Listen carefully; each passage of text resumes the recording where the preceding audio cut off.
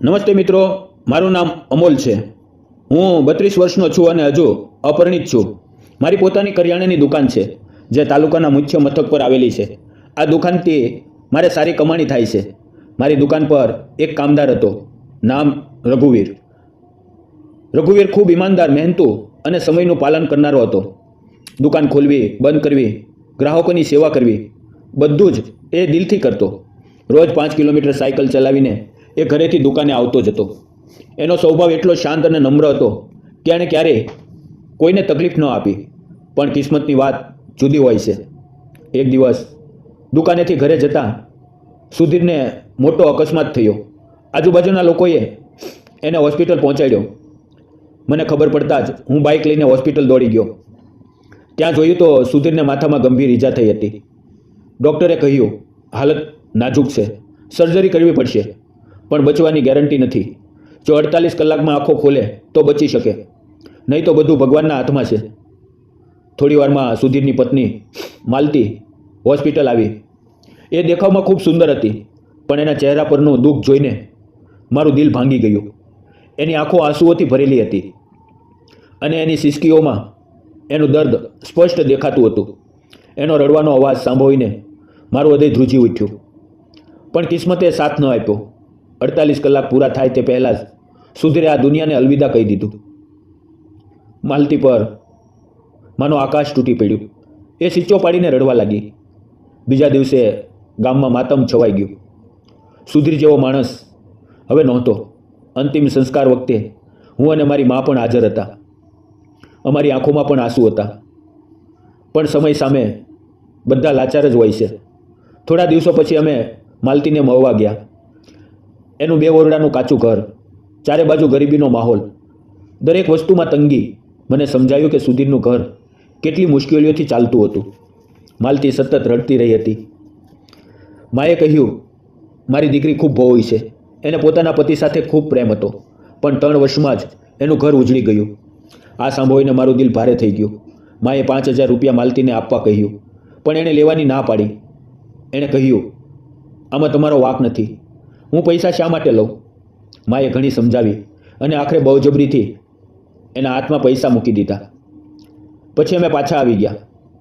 માલતી થોડા દિવસો માટે માયકે ગઈ, પણ 1 મહિના પછી પાછી આવી. હું 2-3 વખત એના ઘરે હાલચાલ પૂછવા ગયો, પણ ઘણીવાર ઘર બંધ હતું. એક દિવસ શહેરમાં જતો હતો, રસ્તામાં એનું ઘર આવ્યું. દરવાજો ખુલ્લો હતો તો હું હાલચાલ પૂછવા ગયો. ત્યાં એ જ ગરીબીનો માહોલ હતો. માલતી એક ખૂણામાં ચૂપચાપ બેઠી હતી. એના ચહેરા પર દુઃખની છાયા હતી. મને જોઈને એણે હળવી સ્મિત આપી, પણ એ સ્મિતમાં ખુશી નહોતી. એનું દુઃખ મારા દિલ સુધી પહોંચી ગયું. એણે મને બેસવા કહ્યું અને ચા બનાવવા ગઈ. મેં તેને રોકીને કહ્યું આટલી તકલીફ શા માટે? તમારું દિલ દુઃખી છે અને તમે મહેમાન ગતિની ચિંતા કરો છો. મારે ચા નથી જોઈતી, બસ તમારું દુઃખ ઓછું થાય એ જ ઈચ્છું છું. આ કહેતા મારો અવાજ ભરાઈ ગયો. એની આંખોમાં આંસુ આવી ગયા, પણ એણે જીદ કરીને ચા પીવડાવી. પછી મેં કહ્યું માલતી, જે થઈ ગયું એ પાછું નહીં આવે. કિસ્મતને નથી બદલી શકાતી, પણ આગળનું જીવન જીવવા માટે હિંમતથી ઊભું રહેવું પડે. આમ તૂટી જશો તો શું થશે? એના આંસુ ન રોકાયા. ધીમેથી એણે કહ્યું હવે હું કોના માટે જીવું? મારો કોઈ સહારો નથી. ઘણી જગ્યાએ કામ માંગ્યું પણ ક્યાંય ન મળ્યું. ઘરે બેસીને મન ઉચાટમાં છે. આ સાંભળીને મને ખૂબ દુઃખ થયું. મેં પૂછ્યું તારે કેવું કામ જોઈએ? એણે કહ્યું કે તે પહેલાં 2 ઘરોમાં રસોઈ અને વાસણ ધોવાનું કામ કરતી હતી, પણ પતિના મૃત્યુ પછી માયકે ગઈ અને એ કામ હાથમાંથી ગયું. 2 મહિનાથી એ ઘરે જ હતી. એની લાચારી જોઈને મેં વિચાર્યું જો હું એને સહારો આપીશ તો એનું જીવન થોડું સુધરી શકે. મેં કહ્યું જો તમને ચાલે તો તમે અમારા ઘરે કામ કરી શકો છો કે પછી દુકાને પણ મદદ કરી શકો. એ થોડી વાર ચૂપ રહી, પછી બોલી તમારી દુકાન મારા ઘરથી 5 કિલોમીટર દૂર છે. મારી પાસે કોઈ સાધન નથી, રોજ આવવું જવું મુશ્કેલ છે. એની વાત સાચી હતી. પછી મેં દિલથી કહ્યું માલતી, જો તમારો કોઈ સહારો નથી તો અમારા ઘરે કેમ નથી આવતા? મારી મા તમારી ખૂબ કાળજી રાખશે, તમને સહારો મળશે અને મને પણ તમારો સાથ. એ ચૂપચાપ વિચારમાં પડી ગઈ. મેં હસીને કહ્યું ઉતાવળ નથી, શાંતિથી વિચાર. કાલે કે પરમ દિવસે મારી માને મળજે. પછી આપણે સાથે નિર્ણય લઈશું. એણે હળવું સ્મિત આપીને માથું હલાવ્યું. એ દિવસથી માલતીનો ચહેરો અને એનું દુઃખ મારા મનમાં ફરવા લાગ્યા.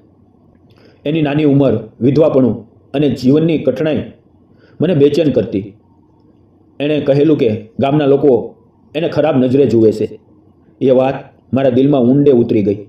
2 દિવસ પછી હું દુકાને બેઠો હતો ત્યારે માલતી આવી. એ ખૂબ સુંદર દેખાતી હતી, પણ એની આંખોમાં હજી દુઃખની છાયા હતી. એણે ધીમેથી કહ્યું, હું તમારા ઘરે કામ કરવા તૈયાર છું, પણ પહેલાં તમારી માને પૂછી લ્યો. એની વાતથી મારા ચહેરા પર હાસ્ય ફરી વળ્યું. મેં દુકાન વહેલી બંધ કરી અને એને બાઇક પર ઘરે લઈ ગયો. ઘરે મા સોફા પર બેઠા હતા. માલતીને જોઈને એમને આશ્ચર્ય થયું, પણ એમણે હુંફાવું સ્વાગત કર્યું. એમણે એને પાણી આપ્યું અને ચા બનાવવા રસોડામાં ગયા. માલતી ઘરને ઉત્સાહથી જોતી હતી. કદાચ એણે આટલું સુંદર ઘર ક્યારેય નહોતું જોયું. એની આંખોમાં એક ચમક હતી, પણ એમાં એની ગરીબી અને હાલતનું દુઃખ પણ દેખાતું હતું. મેં માને અગાઉથી માલતી વિશે જણાવ્યું હતું અને કહ્યું હતું કે હું એને ઘરે કામ માટે રાખવા માંગુ છું. માએ સંમતિ આપી હતી. એમણે હસીને કહ્યું, માલતી, મારા દીકરાએ મને બધું કહ્યું છે. જો તને ગમે તો તું અમારા ઘરે રહીને કામ કરી શકા છો. અહીં કોઈ તને પરાઈ નહીં ગણે. અમે તને પરિવારનો હિસ્સો ગણશું. આ સાંભળીને માલતીની આંખોમાં આંસુ આવી ગયા. પણ આ વખતે એમાં થોડી રાહત હતી. મેં એને હિંમત આપી, કામ વધારે નહીં હોય અને તને અમારો સહારો મળશે. હવે કોઈ તને ખરાબ નજરે નહીં જુએ. એના ગાલ પર આંસુ ટપક્યા અને એણે માથું હલાવીને હા પાડી. એ જ દિવસે હું એને એના ઘરે લઈ ગયો. એનો થોડો સામાન, થોડી સાડીઓ, જરૂરી વસ્તુઓ બાઇક પર લઈને પાછો આવ્યો. અમારું ઘર મોટું હતું, ઘણા ઓરડા હતા, તો અમે માલતીને અલગ ઓરડો આપ્યો. એણે ઘરનું દરેક કામ દિલથી શરૂ કર્યું. રસોઈમાં મદદ, સફાઈ, વાસણ ધોવા. હવે માને ખૂબ આરામ થયો. મા એના વખાણ કરતી. માલતીના આવવાથી મારા ખંભાનો બોજ હળવો થઈ ગયો. હું આખો દિવસ દુકાને હતો, પણ હવે મા અને માલતી વચ્ચે મા દીકરી જેવો સંબંધ બની ગયો હતો. ધીમે ધીમે માલતી પોતાના દુઃખમાંથી બહાર આવવા લાગી. જ્યારે રસોઈ બનાવતી, વાસણ ધોતી કે આંગણામાં કપડાં સૂકવતી, ત્યારે અમારી નજરોમાં હોતી. એની આંખોમાંની માસુમિયત મારા દિલને સ્પર્શી જતી. એ હવે અમારા પરિવારનો ભાગ બની ગઈ. અમે સાથે ખાતા, હસતા, સમય પસાર કરતા. એના ચહેરા પર આવતું હળવું સ્મિત મારા મનને સુકૂન આપતું. સાચું કહું તો એના વિના જીવન અધૂરું લાગવા લાગ્યું. 4 મહિના પછી એના ચહેરા પરનું દુઃખ લગભગ મટી ગયું હતું. એક વખત સંબંધીના લગ્નમાં માને ગામડે જવાનું હતું, તેથી 2-3 દિવસ ઘરે માત્ર અને હું માલતી જતા. મા બસ સ્ટેન્ડ જતા હતા ત્યારે એમણે માલતીને કહ્યું, મારા દીકરાનું ધ્યાન રાખજે, સમયસર ખાવાનું આપજે અને બધું સંભાળજે. માલતીએ માથું હલાવીને હા પાડી. મા ગયા પછી હું ઘરે આવ્યો તો માલતીએ સ્વાદિષ્ટ જમવાનું તૈયાર કર્યું. મને એકલા ખાવું ન ગમ્યું, તો મેં કહ્યું, ચાલ આપણે સાથે ખાઈએ. એ થોડી શરમાઈ, પણ હા પાડી. એ દિવસે ઘરનો માહોલ જુદો હતો, શાંત, પણ કંઈક અલગ આકર્ષણ હતું. એનું શરમાતું સ્મિત મને મોહી લેતું હતું. ખાધા પછી હું દુકાને ગયો, પણ સાંજે પાછો આવ્યો તો એણે હસીને ચા બનાવી. અમે ફરી સાથે ખાધું, થોડી વાતો કરી અને પોતાના ઓરડામાં સૂવા ગયા. પણ એ રાત્રે મને ઊંઘ ન આવી. એનો ચહેરો, એનું સ્મિત, એની સાદગી મારા મનમાં ફરતા હતા. મને સમજાયું કે હું એના પ્રેમમાં પડી ગયો છું. બીજે દિવસે અમે સાથે નાસ્તો કર્યો. એ શરમાતી હતી. કદાચ અમારી નજરોમાં હોવાથી હું દુકાને ગયો, પણ મન ન લાગ્યું. વહેલો દુકાન બંધ કરીને ઘરે આવી ગયો. મને આટલો વહેલો જોઈને માલતી આશ્ચર્યમાં પડી ગઈ. એણે પૂછ્યું, આજે દુકાન કેમ વહેલી બંધ કરી? હું ફક્ત એની સામે હસ્યો અને હોલમાં બેસી ગયો. એ પણ આવી અને ટીવી જોવા લાગી. અમારી નજરો વારંવાર મવતી. હવે હું રહી ન શક્યો. હું એની નજીક ગયો, એનો હાથ પકડ્યો અને કહ્યું, માલતી, મારે તને કંઈક કહેવું છે. હું તને ખૂબ પ્રેમ કરું છું. તું અમારા ઘરે આવી ત્યારથી મારું જીવન બદલાઈ ગયું છે. આ તારી સાદગી, તારો સ્વભાવ મને ખેંચે છે. મારી મા તને ખૂબ ચાહે છે. હું તારી સાથે લગ્ન કરવા માંગુ છું. એની આંખોમાં આંસુ આવી ગયા. એણે કહ્યું, મને પણ તમે ગમો છો, પણ હું વિધવા છું. તમારી મા શું કહેશે? એમને આ મંજૂર હશે? મેં એની આંખોમાં જોઈને કહ્યું, મા ના નહીં પાડે. જીવન એક જ વાર મળે છે. અને હું એ તારી સાથે જીવવા માંગુ છું. માં પાછી આવી ત્યારે મેં એમની સાથે દિલની વાત કરી. મેં કહ્યું, માં, હું માલતીને પ્રેમ કરું છું અને એની સાથે લગ્ન કરવા માંગુ છું. માની આંખોમાં આંસુ આવ્યા, પણ એ ગુસ્સાના નહોતા. એમનું દિલ છૂટું હતું. એણે મને ગળે લગાડ્યો, પછી માલતીને, અને અમને આશીર્વાદ આપ્યા. એ પળે અમારું જીવન રોશન થઈ ગયું. થોડા દિવસોમાં અમારા લગ્ન થઈ ગયા. ગામના લોકોએ વાતો કરી, ટીકાઓ કરી, પણ અમે કોઈની પરવા ન કરી. માલતી મારી પત્ની બની અને અમારું ઘર ખુશીઓથી ભરાઈ ગયું. થોડા મહિનાઓ પછી અમને ખુશખબર મળ્યા. માલતી ગર્ભવતી હતી.